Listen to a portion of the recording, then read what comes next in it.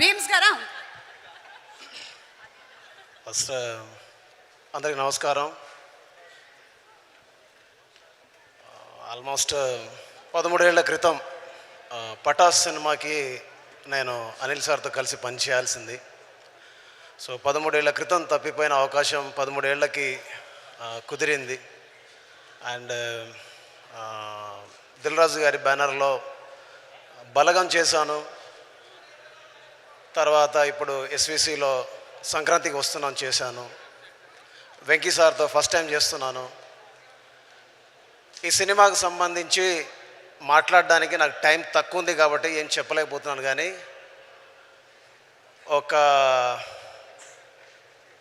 చాలా అంటే చాలా పెయిన్ఫుల్ విషయాలు ఉన్నాయి, చాలా ప్రేమతో చెప్పే విషయాలు ఉన్నాయి, చాలా మీ అందరితో చెప్పి ఆనందపడే విషయాలు ఉన్నాయి. ఇందులో పాటలు రాసిన భాస్కర్ భట్ల సార్, అనంత శ్రీరామ్ గారు, రామజోగ శాస్త్రి గారు, రఘురామ్ గారు, అండ్ పాటలు పాడిన నేను ఈ సినిమాలో పాట పాడాను నాతో పాటు ప్రణవి ఆచార్య గారు.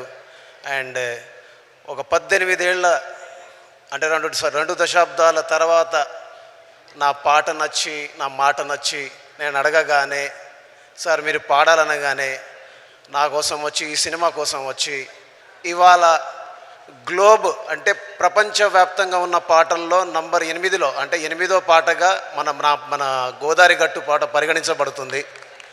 అలాగా ఈ దేశంలో ఉన్నటువంటి టాప్ 100 సాంగ్స్లో నంబర్ 2గా రాణిస్తుంది. రమణ గోగుల సార్తో కలిసి మధుప్రియ గారు పాట పాడడం, అలాగే ఎవరికైనా అదృష్టం ఉంటుంది, అద్భుతం జరుగుతుంది, కానీ ఒక జీవిత కాలానికి సంబంధించి ఒక జ్ఞాపకం ఉండిపోయింది నాకు. అలాంటి జ్ఞాపకాన్ని నాకు విక్టరీ వెంకటేష్ సార్ నా పాటను పాడి నాకు ఈ జీవిత కాలానికి సంబంధించిన జ్ఞాపకాన్ని ఇచ్చినందుకు మనస్ఫూర్తిగా ఆయనకి, నాతో పాటు పనిచేసిన సింగర్స్కి, వెంకటేష్ గారితో కలిసి పాట పాడిన కొత్త సింగర్ మాయపిలో రోహిణి గారికి, వీళ్ళందరికీ మనస్ఫూర్తిగా రుణపడి ఉన్నాను. అండ్ ఈ సినిమాకు సంబంధించి వైజాగ్ నుంచి మొదలు పెడితే హైదరాబాద్ వరకు, హైదరాబాద్ నుంచి మొదలు పెడితే బాంబే వరకు, బాంబే నుంచి మొదలు పెడితే చెన్నై వరకు ఎంతోమంది టెక్నీషియన్స్ ఈ సినిమాకు బ్యాక్గ్రౌండ్ మ్యూజిక్కి పనిచేశారు. ఎంతోమంది సింగర్స్ బ్యాక్గ్రౌండ్ మ్యూజిక్లో కోరస్లు పాడారు. ఎంతోమంది ఈ సినిమా కోసం రాత్రింబవళ్ళు పనిచేశారు. వాళ్ళందరి పేరుని రేపటి రోజున ఈ ఘన విజయం సాధించిన తర్వాత నేను మాట్లాడతాను.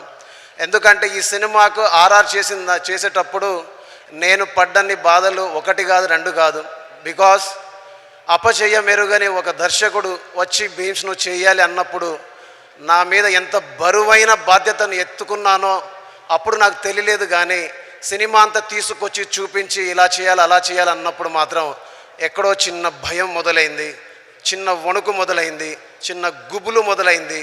నిద్ర పట్టలేదు, ఆకలి అవ్వలేదు, ఇంటికి వెళ్ళలేదు, పిల్లలు ఎలా ఉన్నారో చూడలేదు. చివరికి మా అమ్మకు క్షమాపణ చెప్తున్నాను. అమ్మ, ఈరోజు నేను క్షమాపణ చెప్తున్నాను. ఎందుకంటే నీ తోడబుట్టిన పెద్ద అంటే మా పెద్దమ్మ చనిపోయినప్పుడు కూడా నేను ఆ కార్యక్రమానికి వెళ్ళలేకపోయాను. చివరికి ఆమెను చూడడం కూడా చూడలేకపోయాను. సో ఇలాంటి చాలా అనుభవాలు ఈ సినిమాతో నాకు ఉన్నాయి. కానీ ఈ సినిమా ప్రపంచవ్యాప్తంగా పాటల ద్వారా ఎంత ముందుకెళ్ళిందో, ఆ ప్రతి పదం వెనకాల, ప్రతి చప్పుడు వెనకాల, ప్రతి సౌండ్ వెనకాల, ప్రతి మ్యూజిక్ వెనకాల, నా వెనకాల, మా అందరి వెనకాల తను ముందుండి నడిపించిన అనిల్ సార్ది ఈ క్రెడిట్ అంతా. ఇది మాటల రూపంలోనో పాటల రూపంలోనో చెబితే సరిపోదు. ఎందుకంటే ఒక వ్యక్తితో కలిసి పనిచేసి ఉంటే ఖచ్చితంగా అనిల్ గారితో పనిచేశానని చెప్పేవాడిని. కానీ సాక్షాత్తు ఒక వ్యవస్థతో కలిసి పనిచేసినప్పుడు ఖచ్చితంగా మీ అందరికీ ఆయన గురించి, నా ప్రయాణం గురించి మీ అందరికీ చెప్పాలి.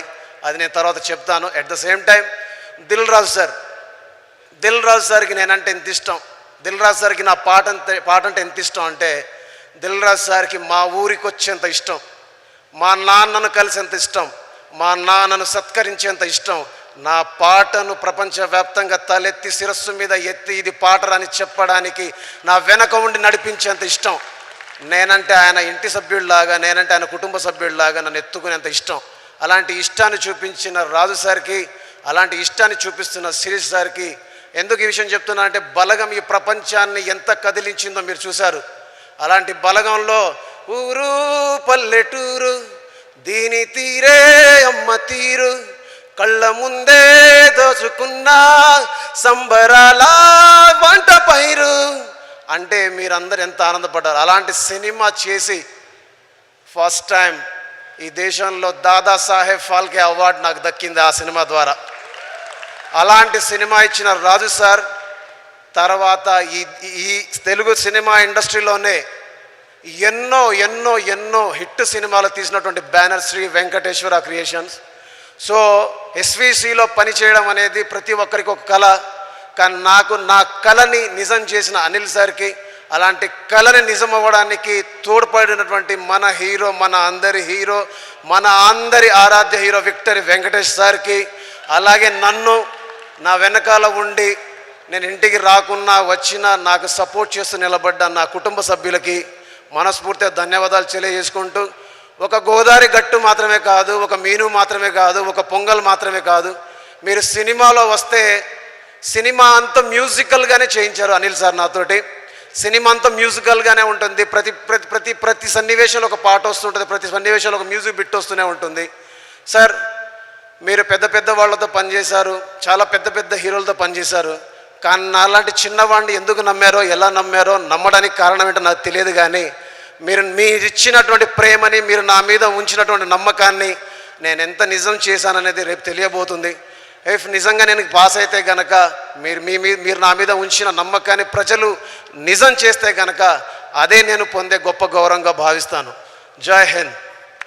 Thank you sir, thank you. And Meenakshi Chaudhary గారిని మాట్లాడవలసిందిగా రిక్వెస్ట్ చేస్తున్నాము. మీనాక్షి. అందరికీ నమస్కారం.